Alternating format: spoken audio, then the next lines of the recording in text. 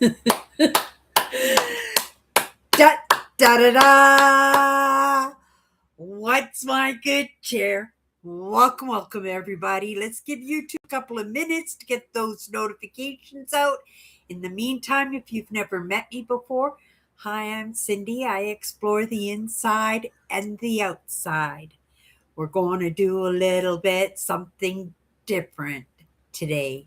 You guys know that I come in here Monday to Fridays. This show, What's My Good Cheer? It's one of two shows that I do. If you've never come into my Chatters Live on Sunday, I would encourage you to come in. It's a little bit more lighter, right? We know that these content that I put out Monday to Friday, it's a little bit heavier, right? And today is a little bit different. I'm doing a little bit of something that I don't do normally. If you hang out with me, or have you ever hung out with me for any length of time, you know at the end of every one of my lives and my podcasts, I pull a card and we go into that subject for a few minutes, right? It is with that partnership with myself that we put this live show together, because it's that little bit of sharing, that little bit of being the example and the evidence for other people that they can make movement in their life, right? But at the end of every podcast, I only spend a few minutes on a card that I worked on for over a year. And I've been working with this deck for 3 years, but not really giving it any serious time in putting this deck together. It was with that partnership with myself, right? It was in that being the servant for myself, right? And that's the truth. I am a partner with myself, but it is in serving those parts of me that have always been maybe squashed a little bit throughout my life, right?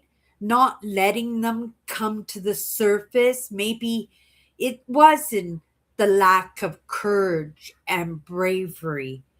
And, I feel that I've done myself a little bit of a disservice in only giving those cards a couple of minutes at the end of every one of my podcasts, right?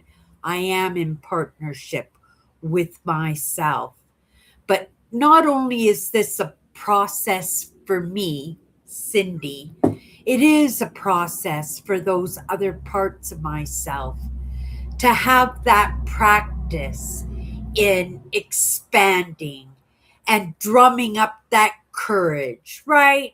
I'm not being a slave driver to myself. I'm being a partner to myself. This isn't going to be, and it was never meant to be, the Cindy show, right? It wasn't supposed to be the Cindy show. It's just like how Tammy says here, hi, Cindy and Prairie Dodgers, right? Prairie Dodgers are those other parts of myself. And I appreciate Tammy recognizes those when she comes in to greet me every day. I said we were going to add a little bit of change into the podcast, right? And yes, it means those other parts of me are going to have to come to the surface. And I allow that to happen, right? I allow that to happen, but I don't want to take the credit for that, right? I want to be able to come in, pull that card as Cindy, right? Because Cindy's got to pull the card, but then step aside and let the lesson, the conversation, the experience, right, just happen. And also put those other parts of me to the test, right? To be that example means to show up at the table and practice my craft, and that's okay to practice my craft, because that's what I've been doing with my live show ever since I started it, in just trusting however it was going to surface was the way that it was meant to surface. So it's not putting the screws to those other parts myself. It is in the sharing. It is in that example of Cindy, the human part of me, and those other parts of me that have never had the opportunity to want to come to the surface. It was a scary thing, right? To have a voice. And it's important, if you have something to say, if you have something to contribute and you want to, it's in our choices, right? Because I didn't have to do this, right? I had become comfortable in the routine of my podcast, of my live show, how I present myself here. But change is important. Change is where we expand. And yes, it's uncomfortable. You saw that little bit of a nervous kind of giggle when I came into my live tonight, because I am a little bit nervous in that, right? And it's not that I'm nervous that I don't know the lessons, that I don't have something to contribute, and those other parts of me don't have something to contribute. It's in that nervousness that I'm going to fail myself.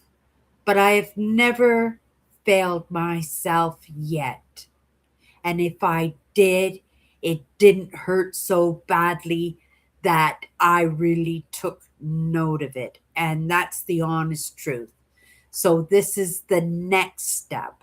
And if it doesn't work out, right? If I can recognize that I'm expanding too far past my capacity, right?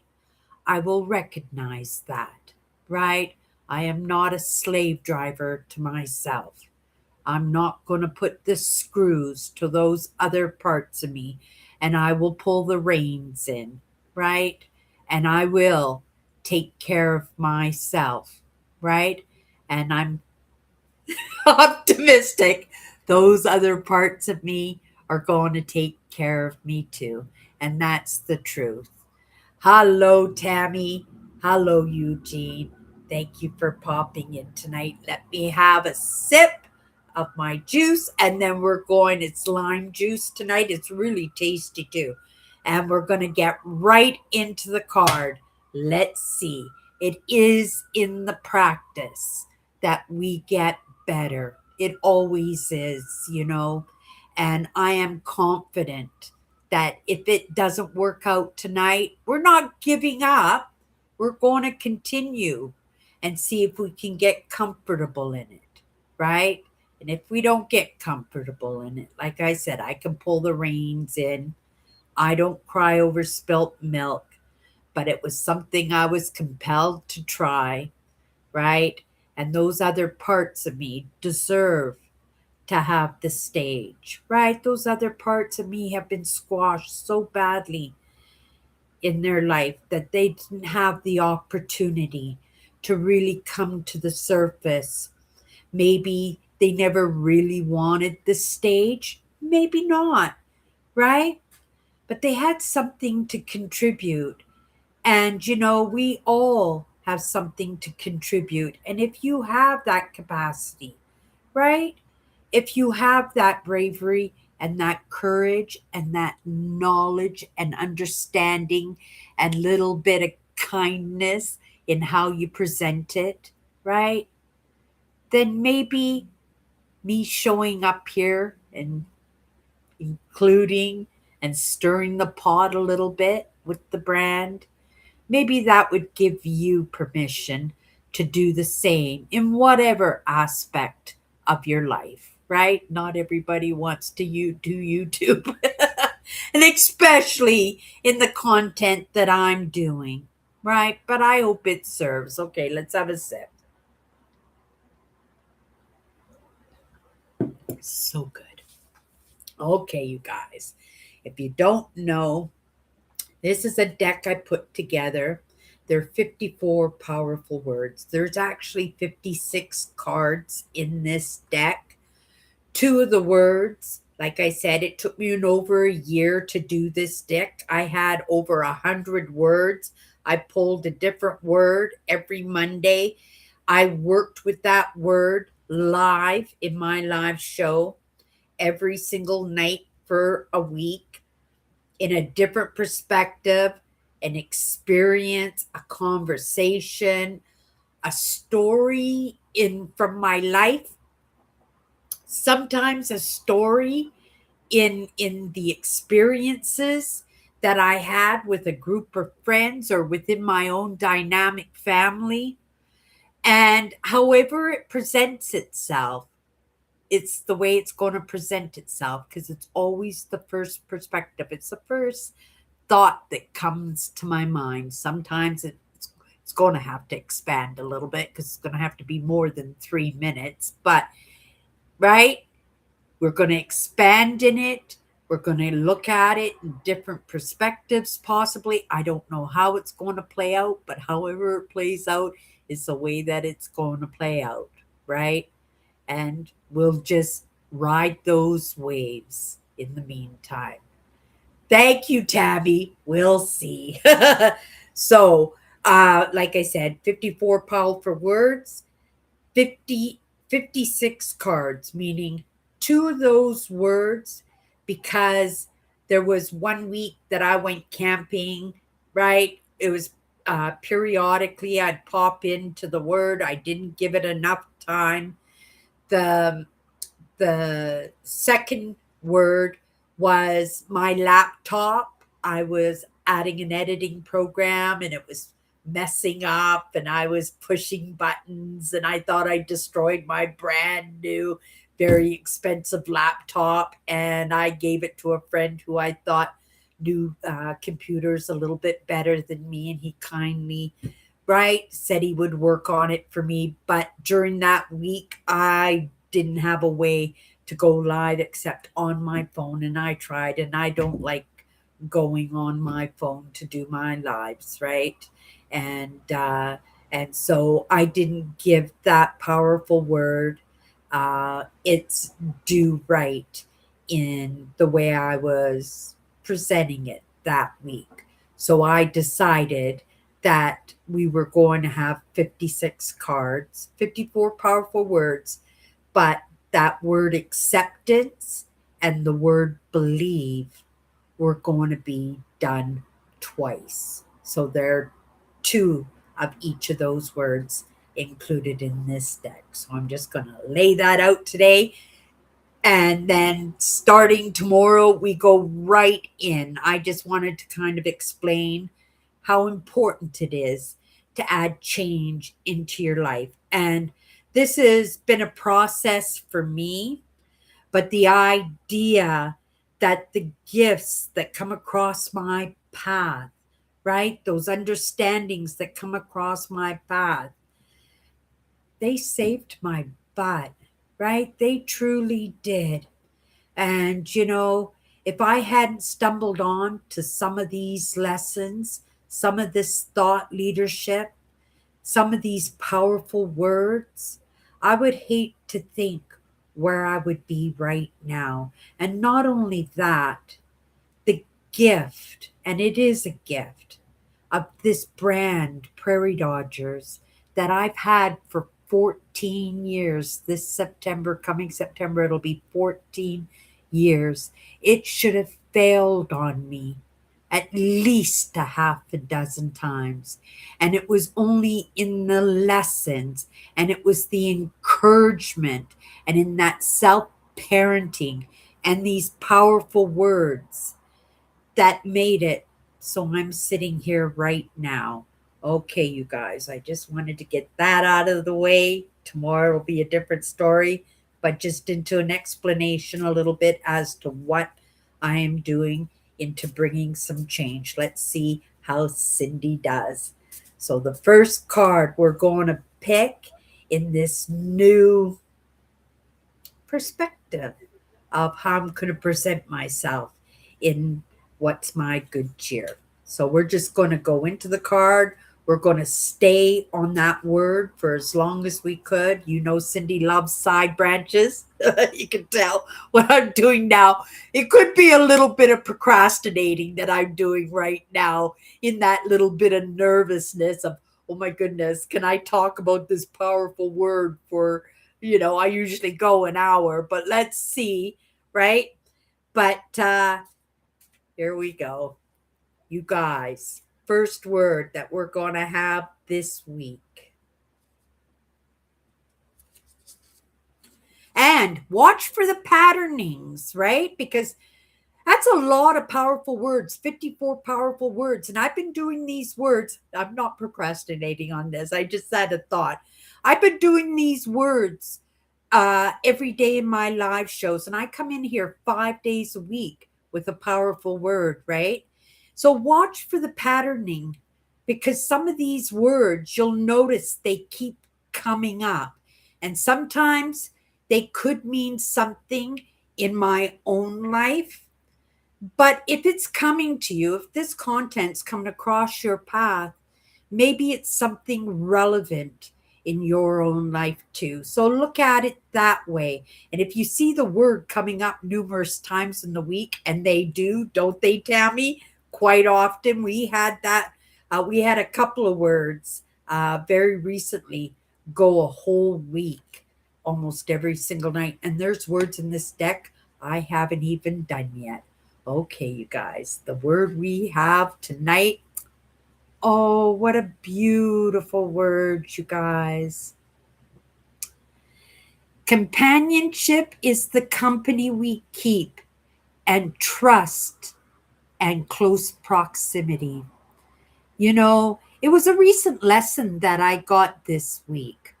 You're in group and you're out group. It was a recent lesson. It was the first thing that popped into my mind. So let's start with that. So when you have companionship, that doesn't necessarily mean because you're situated within a family that that's where your trust lays. Sometimes loyalty lies there, right? Boundaries lay there too. But trust, not necessarily, right? This was a lesson that I learned very, very early, right? In the relationships that were in my life. But not all relationships play out that way for people. So sometimes it's really hard and it doesn't really make sense that, you shouldn't be giving this idea of trust and close proximity to your family, right? Family is a group of people that you give your trust and proximity away. It's not like a rule that you give it to your family. It's your in group and your out group. And your family can be your out group very, very easily. I had members in my very own family that I couldn't trust as far as I could throw them, to be honest. And yet I had people in my family that loyalty and that trust and that proximity could not be tighter, right? But then again, I had in and out members, those friends, those people in my life, right? In that group, in my own family. But I'm going to have to tell you, I had friend groups too. And to tell you the truth, I don't know how it worked out, but when I had friends, my friends were never singular. Very rarely. We would be like little gangs, not like leather jackets and, something out of the Outsiders. Remember that movie from the 80s? That was a great movie, The Outsiders, one of my favorite movies. But but this word companionship fit very, very well within these friend groups that I had, uh, and I would start these groups myself, and sometimes as sensitives, as empaths, right? We have that little bit of, I don't know, right? It's a little bit of something that makes people feel comfortable with us, right? Makes people feel like they're at home. Maybe it's that idea that we're non judgmental, right? That non judgmental, it actually comes from wanting to have friends, wanting to be included, wanting to be belong, right? Within a group. But because we rubbed quite often, as much as we rubbed people well, we rubbed people uncomfortably too, right? It's why it was difficult for us to find close friends, right? Lots of times it would be people because we did make them feel comfortable. It wasn't because they liked us. Sometimes it made them feel better about themselves because we would have issues, right? And because they didn't want their issues to be out there for people to notice them, that they would find people that they felt were beneath them, right? And make them their friends, only because, well, it took the target off their back. That is part of a somebody in the out group, because highly sensitives, we know these people, we recognize them right off the hop. Sometimes we feel sorry for them, we don't make a big deal about it, right? And so we don't say anything, and because we want to have friends, we want to belong, right? And if we don't have them in our groups, then I'm not going to say in group, in our groups, if we don't have them in our groups, who are we going to have then, right? So we got pretty good at creating our own groups, right?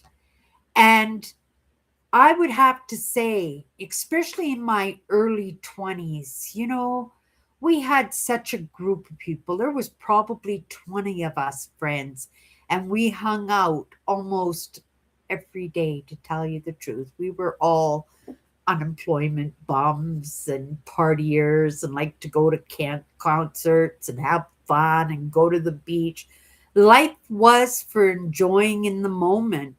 It was kind of like my motto throughout my entire life. I took after my dad that way. So maybe that was another reason why people would enjoy our company. But we'd end up with these big groups.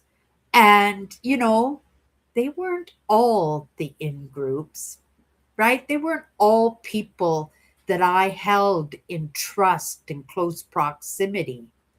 There might have been three or four, and then the rest of them were just like buddies. And because we understood who they were and what they were about, and sometimes we would feel bad for them, lots of times we would just be cautious, right? Because we knew who they were, right? We are who we surround ourselves with.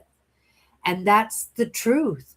And, We were, right? We were party people, and we weren't all tight with each other. And that's the truth. There were lots of disagreements, and I'm not talking to you this week. You just really got on my last nerve. There was a lot of that, right?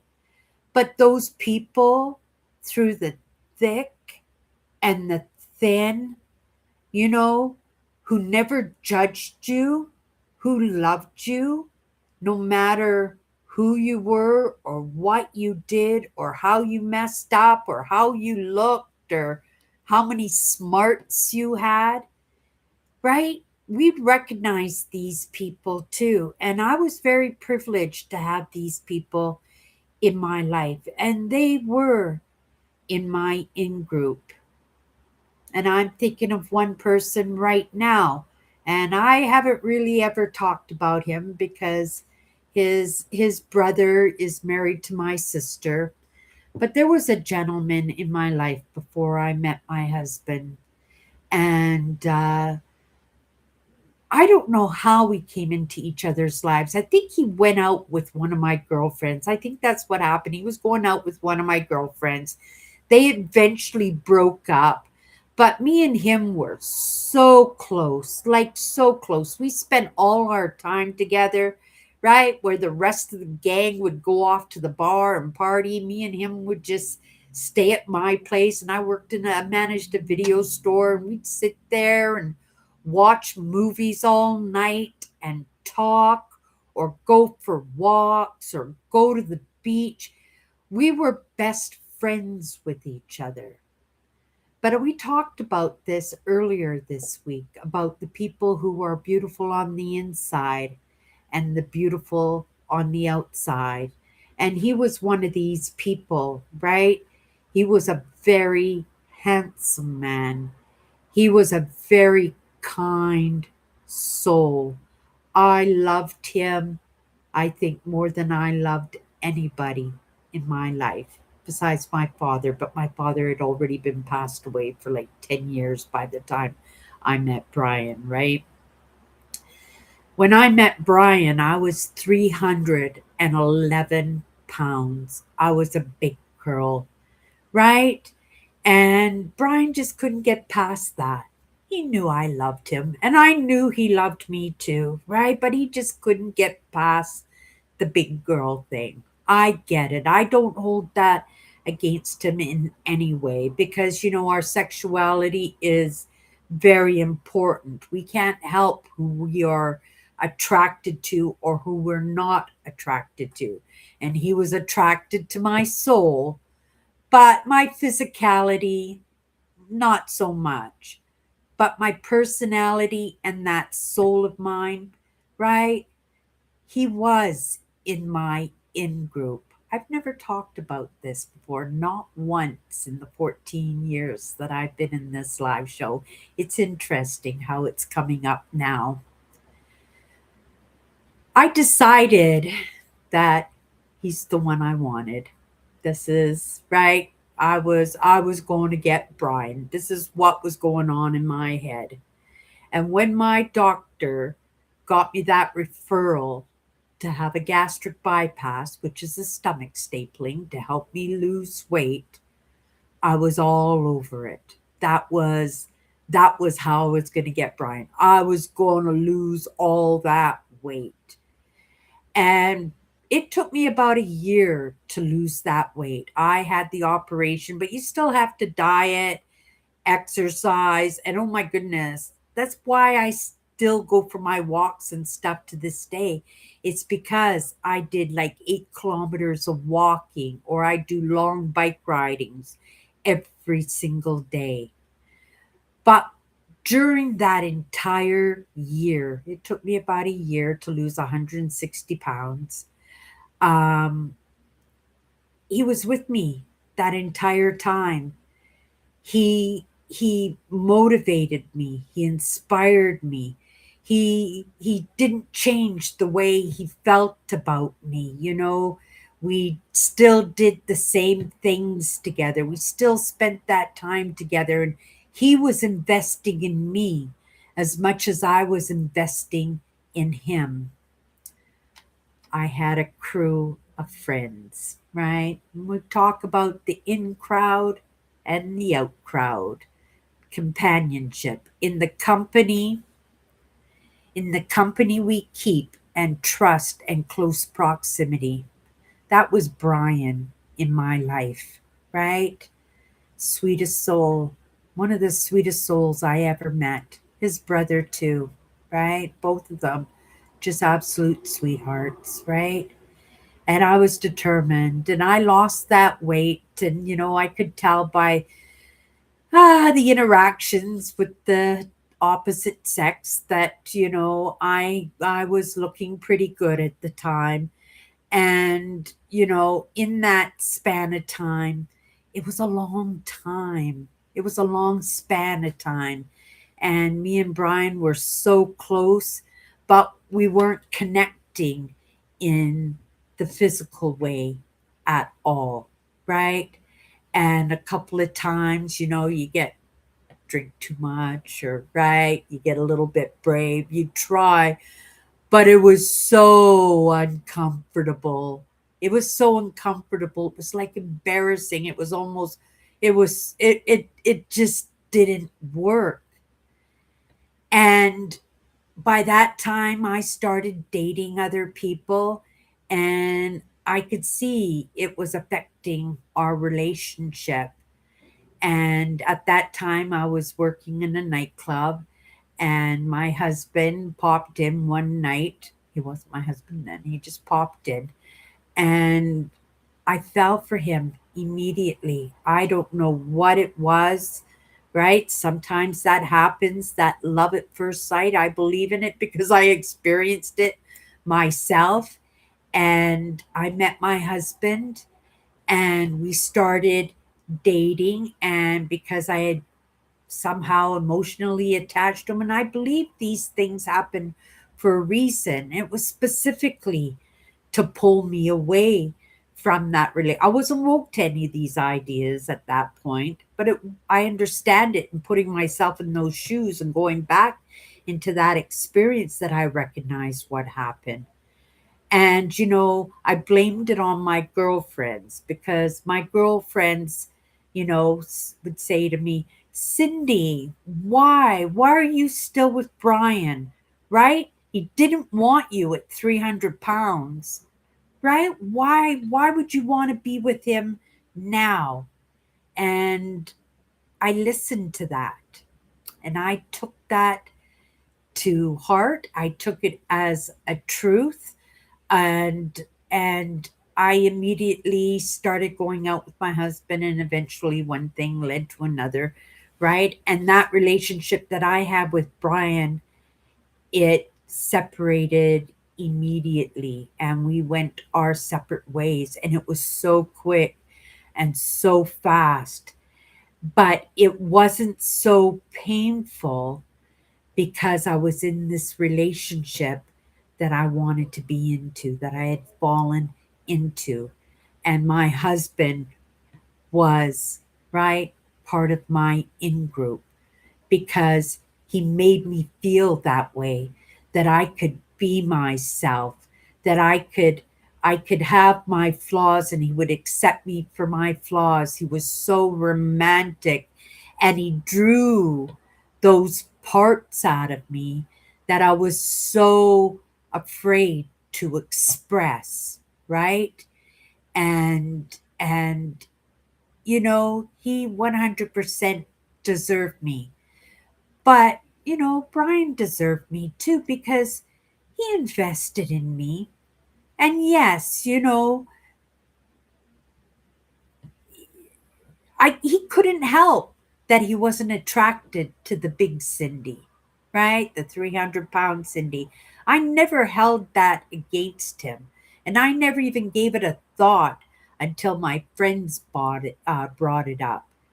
But I blamed my friends from pulling that relationship apart.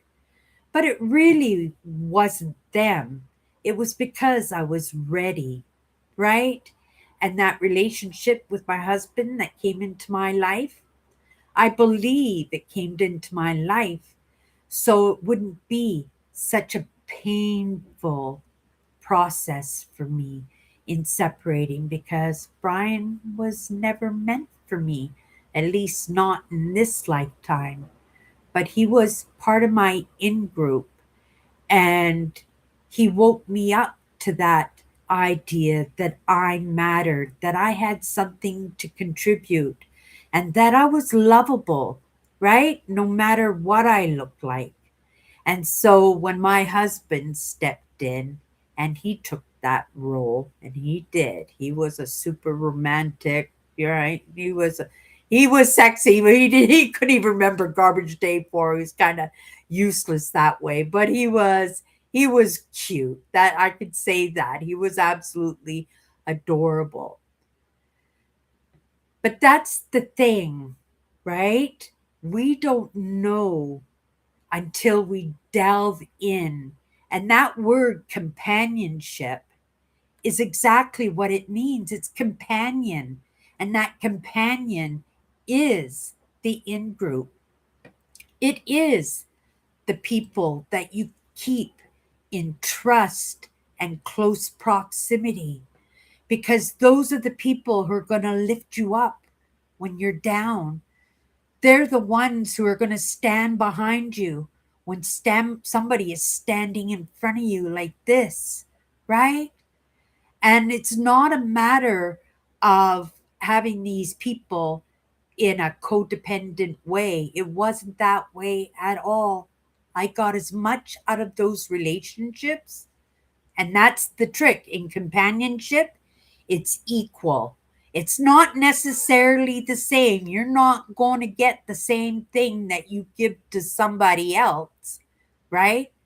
But that you're going to give where they are weak in, where they have gaps in their life. You're going to help to fill those places. But not only do you help to fill those gaps, you're in there to show them how to fill their own gaps.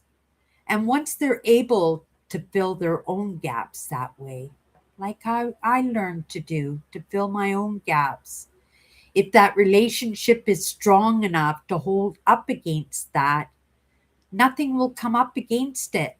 But lots of times people pick their partners to fill the gaps for them, right? It's like their husbands. They don't know how to cook, so they pick a wife who's could be a good cook, right? And the women do the same thing. Oh my goodness, I don't want to pay for a mechanic every time my car breaks down. I want a man who knows how to fix cars, who knows how to be handy dandy around the house, right? But these days, all we're looking at is for big boobs and cute butts, right? We're not looking towards the future. We're not looking at the whole package into what is going to be the outlook in that relationship. What is going to be the what's going to be the contribution between the two people, and are you just going to fill those holes and fill those gaps? Are you going to just be that supporter and that cheerleader, right? Just like I'm doing here, right? In pulling this card at the beginning of my life, because I don't want to just fill the gaps of those other parts of me. It's important that those other parts of me, because they're smart, they're caring, they know what they're doing. But sometimes it's in that repetitiveness and in that consistency of showing up when it's scary, when it's uncomfortable, that eventually, in that practice and in that consistency, we get better. And that's the whole idea of what I'm doing. Companionship is the company we keep and trust and close proximity. Those other parts of me, you guys, right? They can trust that they can hold me close. And I can trust, right? That I can come in here and pull this card right at the beginning of my life and trust that everything is going to be okay. Is it going to be perfect? I don't know, right? Maybe, maybe not. But it's in the failures and that determination to come back and keep trying that we get better and better at what we do. Because then that's when we know we truly do have that one companion in that in group that we can hold close to us, right? Forever, knowing that that's the one person that you can count on never to betray you, right? And in the hard stuff that we make each other do, because those other parts of me make me do hard stuff too, right? Took me over a year to come in front of the camera, right? But it is in that consistency of just showing up and just trying and just trusting that if you show up, it will get better. And if it falls flat of its face in the first time that you try, it's okay. Try again, right? Maybe it won't be perfect the next time around, but maybe you'll remember something that was really uncomfortable. You had tried it the first time. You said, no way, I'm not screwing that up again. And then you show up, and that's the only thing you get right. But you got it right, right? And then just do that every single day until you've got this in the bag, right? And that's the idea in partnering with yourself, in trusting yourself, and being the evidence for yourself, right? That we can do this, right? And that it's going to be okay because I've got my back and my back's got me. And that's the truth. That's my in group, right? And as you move along and you learn, and you expand, and you take your time and you really pay attention to what's important, that we can learn to bring more people into that fold. And that group might be a small group, right? But it'll be your group. It'll be your true family. And maybe there'll be some family members in it, right? Maybe there'll be some neighbors, some of your peers from work, colleagues, and from school. Who knows who's in that group? And it's going to be a mishmash of personalities, and you're all going to have something to contribute to each other. And that's going to make that group